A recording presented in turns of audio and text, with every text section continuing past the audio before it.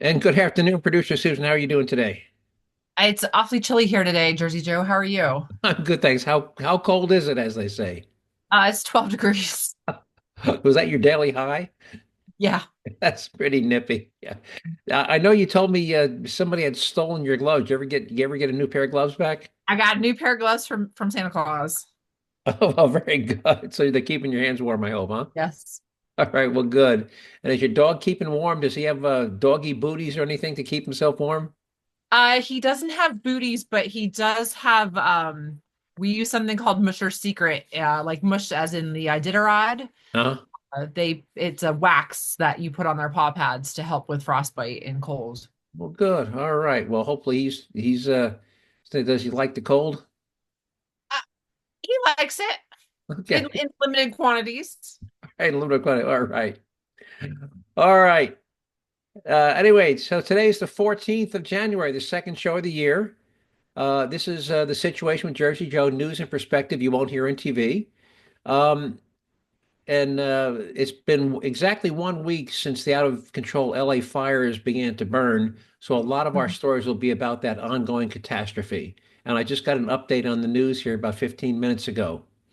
Um, So here's what we're going to talk about today. Our quote of the day is going to be from the late President John F. Kennedy, and it's relation to Trump proposing extending his tax rate cuts that first took effect in 2018 that are supposed to expire at the end of this year, and he wants to extend them beyond the current expiration date. So we're going to quote JFK in terms of the impact that the tax rate cuts, which are different than tax revenue cuts, have on the economy and the benefit of the citizens of this country. Um, and the stupidest thing I've heard all week, we'll tell you about a bureaucratic requirement that has been delaying out of state fire trucks from reaching the LA fire zone as quickly as they could have. In our runner up to the stupidest thing I've heard all week, we'll tell you how much the LA Fire Department, which was looking at a 17 million dollar budget cut, how much they decided to spend on a new all electric fire truck and what that new truck can and can't do. We'll tell you about a 1.7 billion bond issue that was approved by the voters of the state of California in 2014 to build new dams to capture the snow melt and rainwater from the Sierra Nevada mountains, so it wouldn't run out into the Pacific Ocean. And that was 10 years ago. So we're going to tell you how many new dams have been built in the 10 years since that bond issue was approved in 2014. We'll give you some examples of the short-term and long-term economic impacts that the LA fires will have on that city, and they are massive. And with our national debt continuing to increase by roughly $1 trillion every 100 days, we'll give you some examples of the ridiculous government waste that is still going on. It was included in last year's federal budget. Finally, we'll warn you of a very, very targeted computer hack referred to as spear phishing and how it might trick you into clicking on a malicious link in an email from a friend. And spear phishing is everybody's heard of phishing, computer phishing, but we'll tell you about what's spear phishing and how it's different. And our taxpayer relief shot segment this week comes to us from St. Paul, Minnesota, where four armed teenagers try to rob a man, but only three live to face the charges. All right. So here's our quote of the week by the late John F. Kennedy on the benefit of tax rate cuts, which are different than tax revenue cuts. And he said, a tax cut means higher family income and higher business profits and a balanced federal budget. Every taxpayer and his family will have more money left over after taxes for a new car, a new home, new conveniences, education, and investment. Every businessman can keep a higher percentage of his or her profits in a cash register or put it to work expanding or improving his businesses. And as the national income grows, the federal government will ultimately end up with more revenues. So how is this possible? Because people hear, well, the Trump tax cuts. What they forget is that tax rate cuts do not directly translate into tax revenue cuts. So here, I think we've mentioned this before. When Ronald Reagan first dramatically cut taxes back in the early 1980s, tax revenues soared. They almost doubled in 8 years. Um, as more people went back to work, as businesses reinvested profits, we had an economic boom as a result of his tax rate cuts, and tax revenues soared to new record high levels. Well, guess what? The same thing happened under the Trump tax rate cuts. The Trump tax rate cuts went into effect on January 1 of 2018, and here we are 7 years later, and tax revenues, despite those tax rate cuts, tax revenues are up. They've hit a new record high. They're up 35% since 2017. That was the last year of the old Obama era tax plan. And in 2017, under Obama, tax revenues were growing at the pathetic annual rate of less than 3.2% per year. So again, ignorant people just assume that, oh, you cut taxes, that means we're going to have less tax revenue. No, when you cut tax rates, generally you get more tax revenue. The two tend to move in opposite direction. Were you aware of that? No, You weren't. You didn't know that we're still recording new record high tax revenues? no. We are. See, and I've considered you fairly well attuned to this stuff. And see, even you didn't know that despite the Trump tax rate cuts, Well, you know, um, the media, by the way, they're blowing everything out of proportion. let me, I wasn't planning on doing this, but I think I have it at my fingertips here. Let me go back to Reagan. I just clicked on the wrong one. Here we go. All right, so back Congress, Ronald Reagan got Congress to go along two tax rate cuts. The first was from a top personal tax rate of 70% down to 50%. And then a few years later, even further down to 38.5%. That was a combined reduction of almost half, 45%. So he cut tax rates by almost half. But despite that 45% reduction in tax rates, tax revenues soared by 75% from 518 billion to 909 billion, which was a 75% increase. So he cut tax rates in half, and tax revenues soared by 75%. Trump did the same thing, and now they're not as up dramatically because his tax rate cuts were only a couple of percentage points, but the Trump tax rate cuts are continuing to generate new record high tax revenues. So again, just because you cut tax rates doesn't mean you're cutting tax revenues. And JFK understood that, back in the 80s. He was assassinated, what, 1965, I think it was. Yeah. He understood that 70 years ago.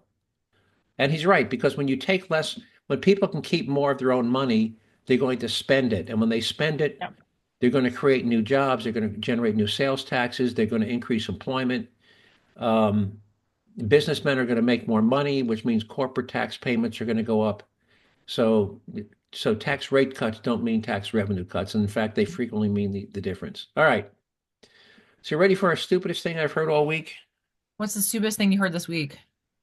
Well, as you know, many neighboring states have been sending resources. They've been sending people. Well, Oregon, just to the north, that's the state that borders California to the north, said, "Hey, we've gone around to our various fire districts, and we've been able to piece together a fleet of 60 Mhm. fire trucks and crews that we can send down to help fight the LA fires." So as they're coming down, they're met at the border, the California border, by you ever seen these way stations, on the Yeah, highway? yeah, they're all over the interstates. They're met at the way station and they're told Mhm. you can't continue on to LA until you have your trucks inspected by the California DOT. And that is in Davis, California, which is a suburb of Sacramento, Mhm. which is not on their direct route to Los Angeles. So these 60 fire trucks were forced to detour to Davis, California, where they had to undergo safety inspections.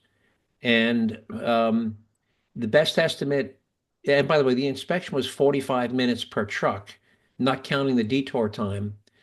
But with 60 trucks, even if you had three different teams doing these safety inspections, the trucks still lost. They estimate a day to complete the safety inspection. So these trucks could have arrived in Los Angeles a day sooner had they and their crews not been waylaid and had to go to Davis, California.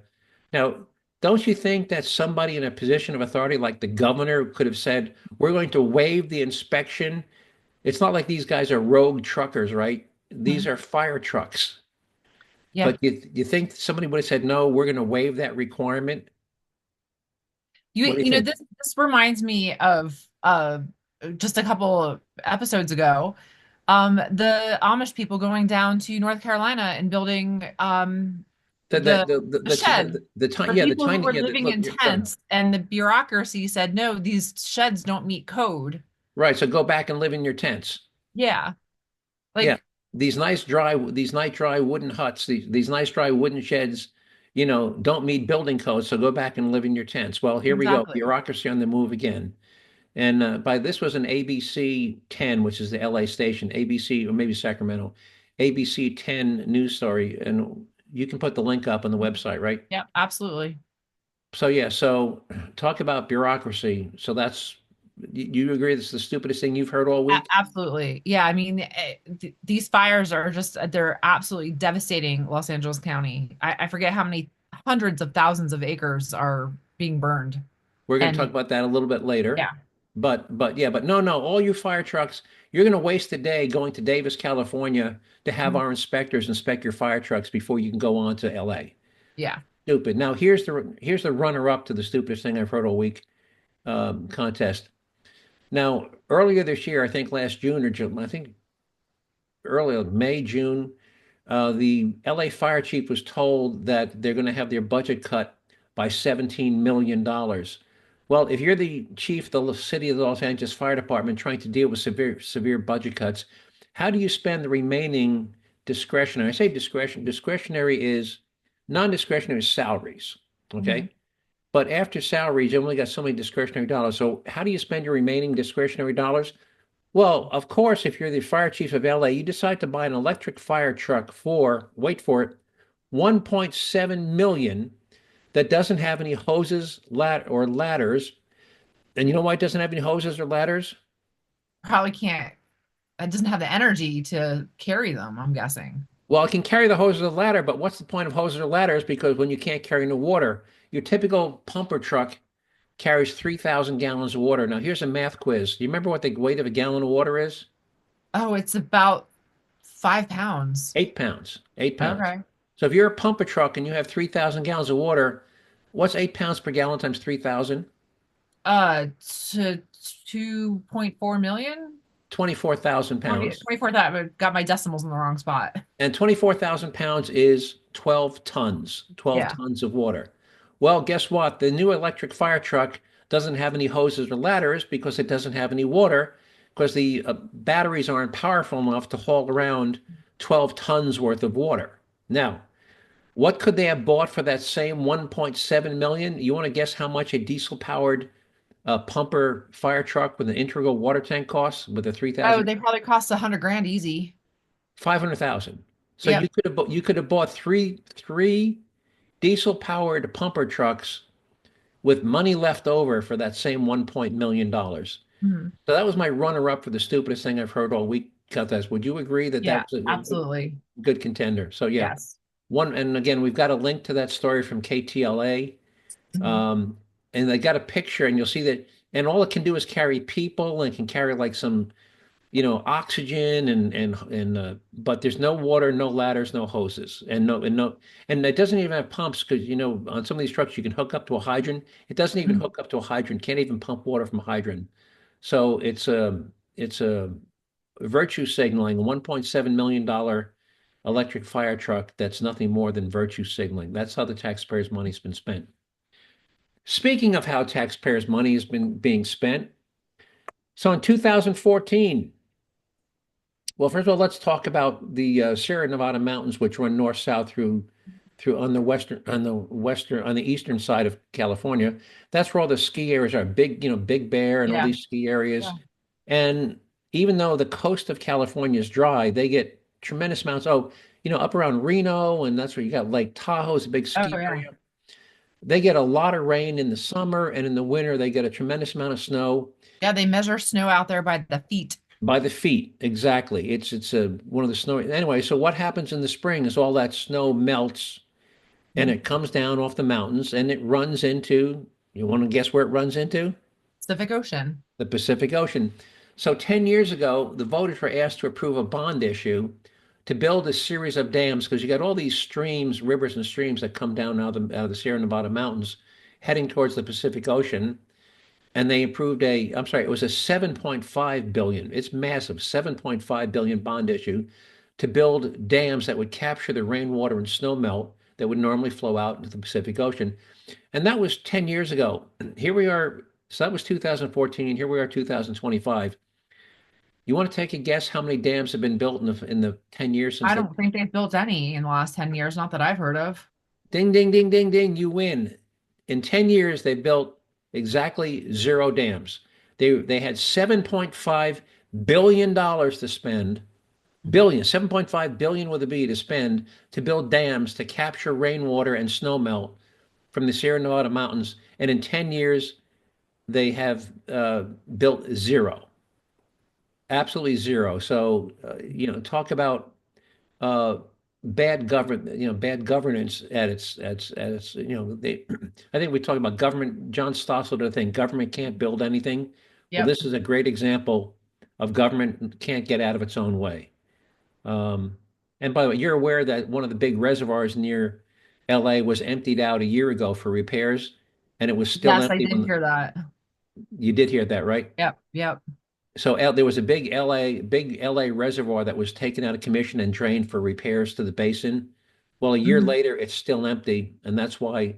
And you heard that a lot of the fire hydrants didn't have any water pressure, Yeah, right? they were dry. They're dry. These firefighters have nothing to fight these fires with. Right. They'd hook the pumper truck up to a hydrant, and there was no water coming out of the hydrant.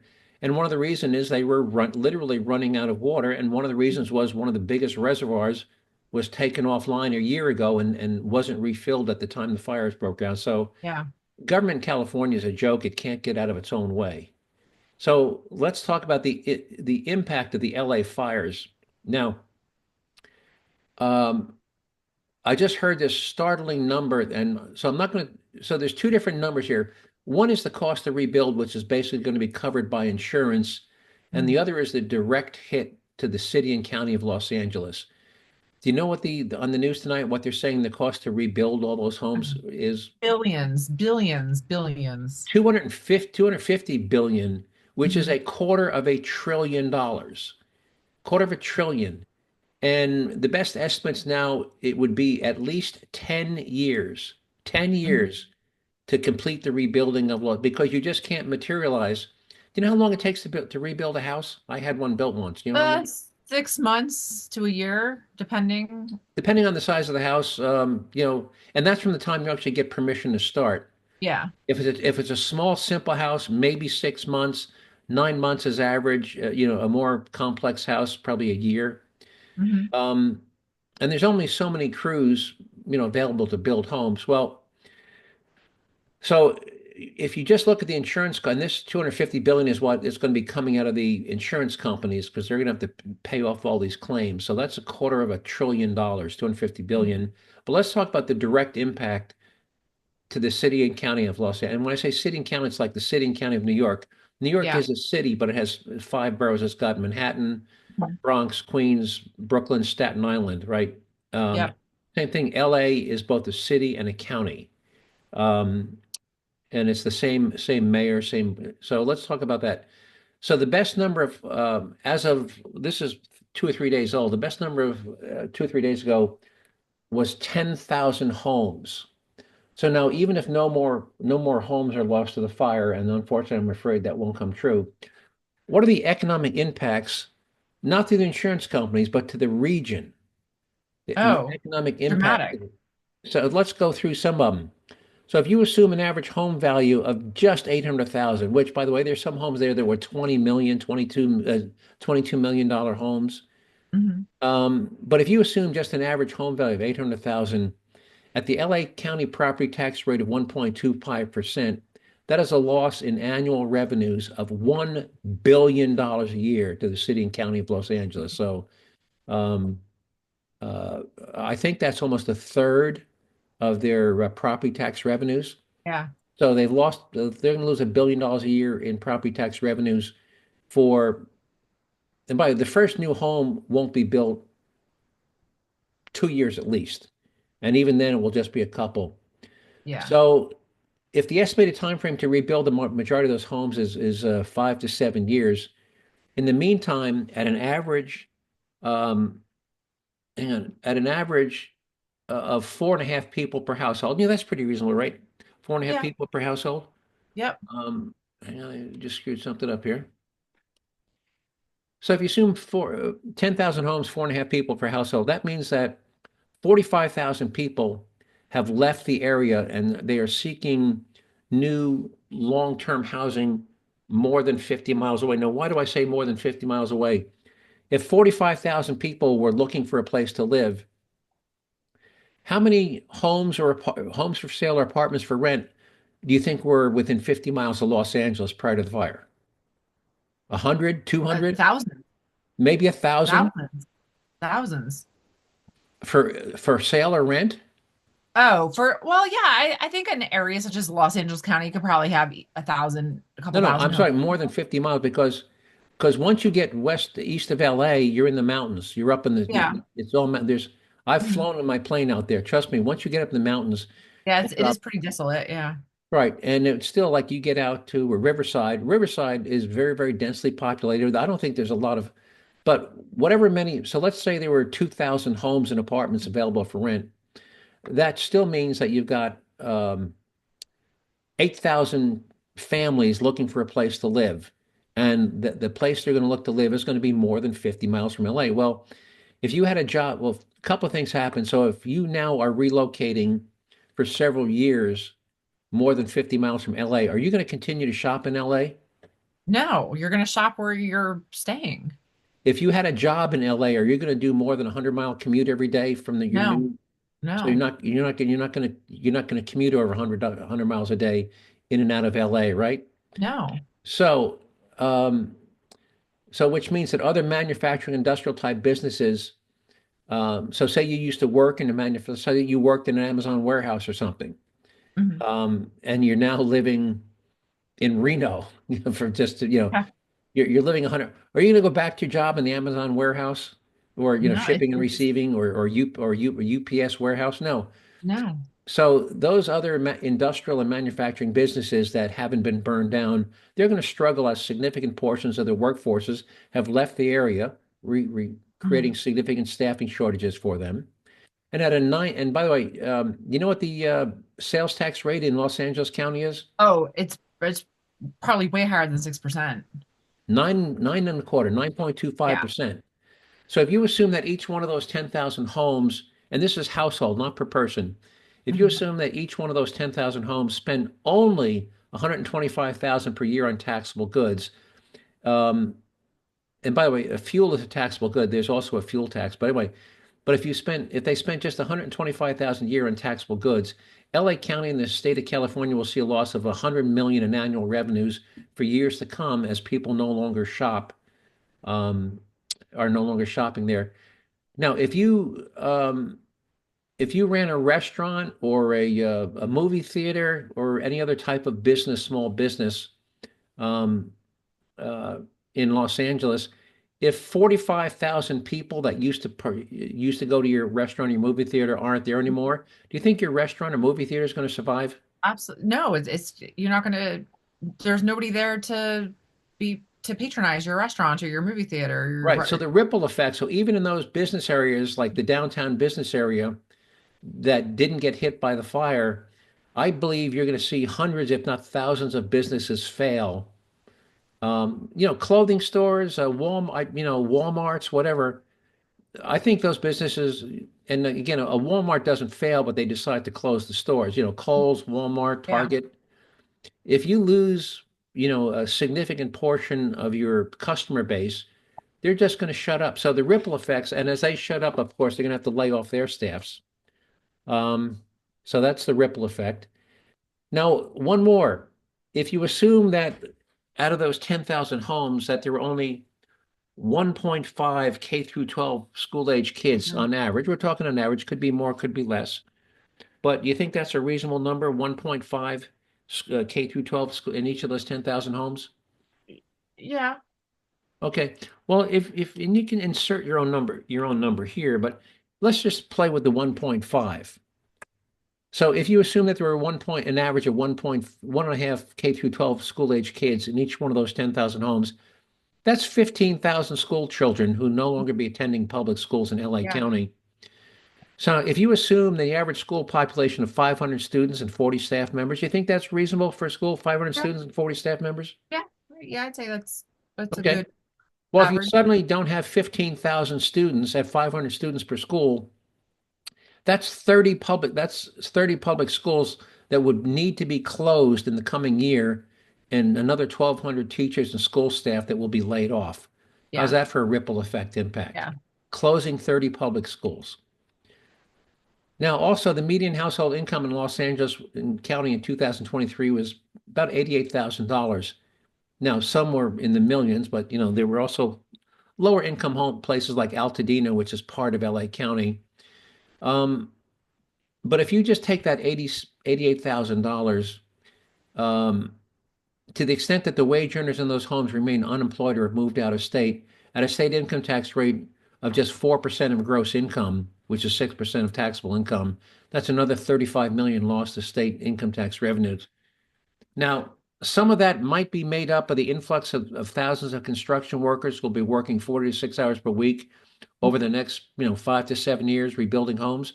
Sure, they might spend a little money and they might have to, and they'll be paying some state income taxes, but most likely won't be residents of LA County and won't be paying property taxes to the city and county of Los Angeles and other tax revenue losses. We mentioned fuel taxes, excise taxes, and things like. You know what the excise tax on a pack of cigarettes is?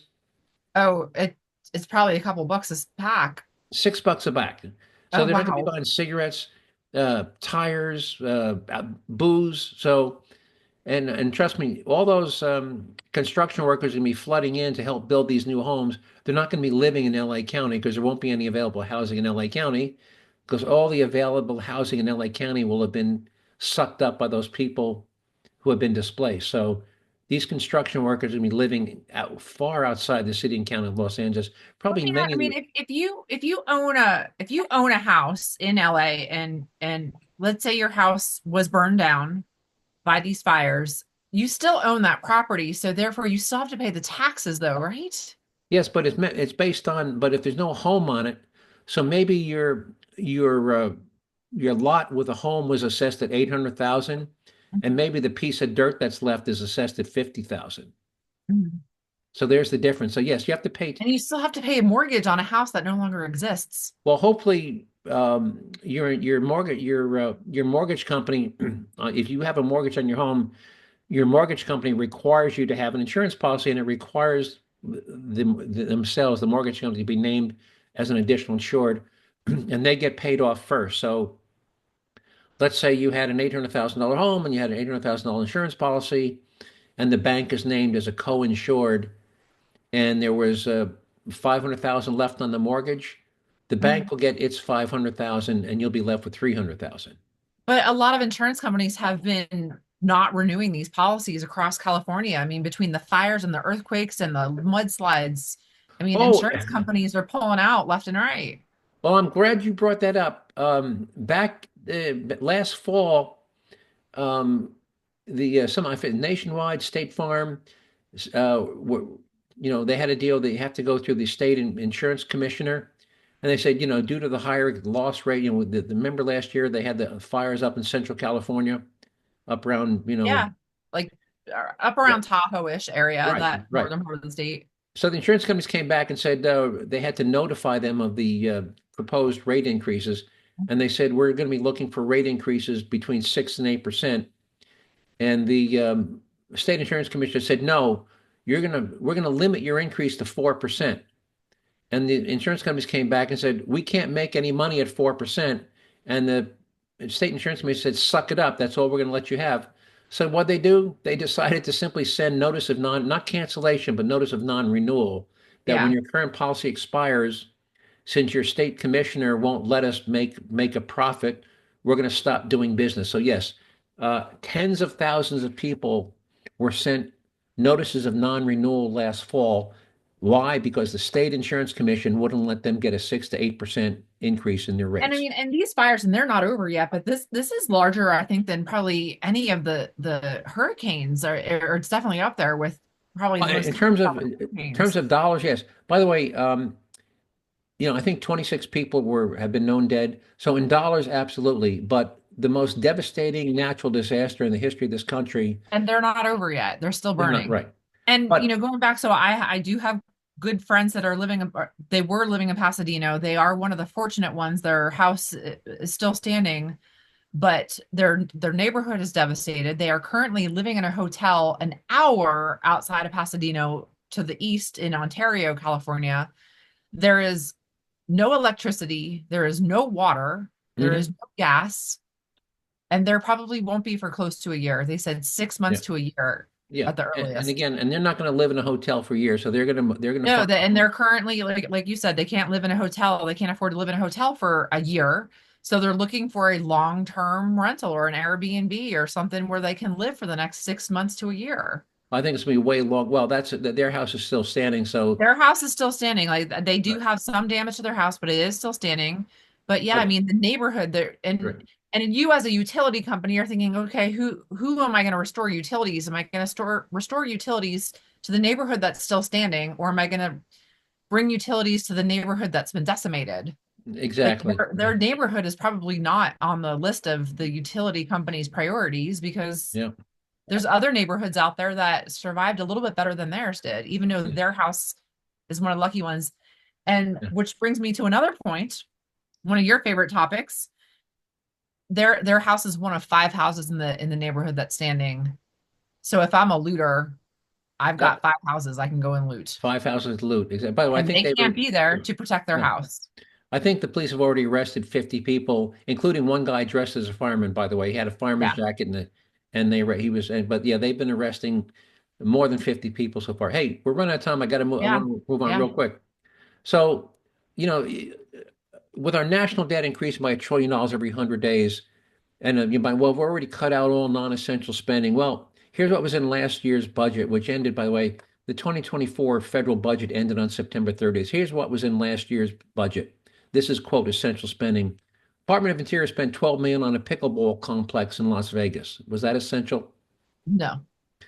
Empty office building. The government's been allowing, a significant portion of its waste workforce to work from home. Government has spent 10 billion on empty office spaces. Um, they have the right to cancel those leases. They actually own buildings. Um, Many agencies use less than 25% of their space. So they've got spending 10 billion on literally empty office spaces. Bird watching. National Science Foundation spent 300,000 promoting uh, DEI bird watching groups, uh, diversity, equity, inclusion bird watching group to promote DEI bird watching groups. These were groups that we didn't need to have. Do we need to really spend federal money to make bird watching more inclusive? No. Fertilizer for foreign countries. The USDA spent 20 million on fertilizer projects in, wait for it, Pakistan, Vietnam, Colombia, and Brazil. And what Why are about our own American country? taxpayers funding agricultural initiatives abroad instead of here at home? And finally, circus performance in parks. The National Endowment of the Arts spent 365,000 to support circus performances in city parks. Um, should the government really? I mean, if circus performances in city parks is something that people want, shouldn't the city or the state where that park is located be funding it, not the federal government? Yeah, I think we need to take care of our own country before All we're right. taking care of other And by the countries. way, if you want to look this up, this is from just you've heard of Festivus from the Jerry Seinfeld Oh show, yeah, Festivus. Festivus for the rest of us. Right. Just Google Senator Rand Paul's 2024 Festivus report, Mm. which you'll see all of the details and all of that and more. All right. Real quick, spearfish. You ever heard? Now, we've all heard of fishing, right? Where you get Yep. your regular fishing is like a million people get a thing. Well, there's been fraudulent activity on your Wells Fargo bank account. Log in here to see that activity. And of course, it's a fake login page. And Mhm. now maybe only one person out of 10 has a Wells Fargo account. But as soon as you respond to that email that you think is from Wells Fargo and you log in, you just gave the scammers your Wells Fargo login. That's a broad-based uh, uh, phishing. The regular phishing spelled P-H-I, not F, but Yeah. P-H-I-S. Spear phishing is very, very targeted. If you got a email from me that said, Producer Susan, and it's looked like to be from Jersey Joe, you know what my email address is, and it Yep. says, Yep. and underneath the subject is, Producer Susan, what do you think of this story? Question mark, and there's a link. How tempted would you be to click on that link? Well, from you, probably. Okay. Like, you send those kind of But emails out every day. right, but if you get a an email from a friend or business associate that says, Bob, and it's their email address you recognize, Bob, what do you think? What do you think of this story? Let me know. And there's Yeah, and most people are going to click on it. And by the way, I've gotten these exactly. from, and what they do, they either, you know that you can spoof an email, right? I can send Yeah. you, Yep. so you can spoof an email, and some hackers actually take over somebody's email account. Have you ever had an email account taken over? No, not taken over, but I have had it spoofed. Right. So people will, but if they get into your email account, the first thing they do is they look at your address book. And what makes this so targeted is they send emails to the people in your address book who know Mhm. you. Yep. And they'll look at the address, they'll see like Bob Jones, and they'll send an email to Bob Jones, and they'll personalize, say, Bob, what do you think of this story? Question mark. Okay. And that's called spear phishing. So if you get an email like that from a friend or business associate, that just a very simple, what do you think of this story, or what do you think of this, this product? Be very, very careful, because if you click on that link, you just downloaded a virus into your computer, or maybe they've locked up your computer and they're going to hold you for ransom. How much time we got left? We're almost out of time. Oh, we only have like a minute left, Jersey Joe. All right, here we go, real quick. Teenagers are behind bars in connection with a robbery that left another teenager dead. Investigators say the four teens were attempting to rob a couple in Shadow Falls Park along Summit Avenue in St. Paul. Police say the man being robbed pulled a gun and fired, killing 16-year-old Levant Broadbent. Reg Chapman spoke with police and the family of the 16. So there you have it. Four armed teenagers with guns who are not legally tried to rob a guy, unfortunately, in a park. And the guy they tried to rob had his own gun. So four teenagers started out. One's dead. The other three are in jail. All right. I know we're running out of time. That's all we got. Anyway, if you want to see more, go to jerzeyjoe.com, and just remember to spell Jersey, Jerzee. That's R as in Robert, Z as in zebra, double A, jerzeyjoe.com. Thank you for listening, and apologize for running out of time, but folks, we'll talk to you next week. Producer Susan, anything you want to add? Nope. Just stay warm. You too. Take care. Bye bye.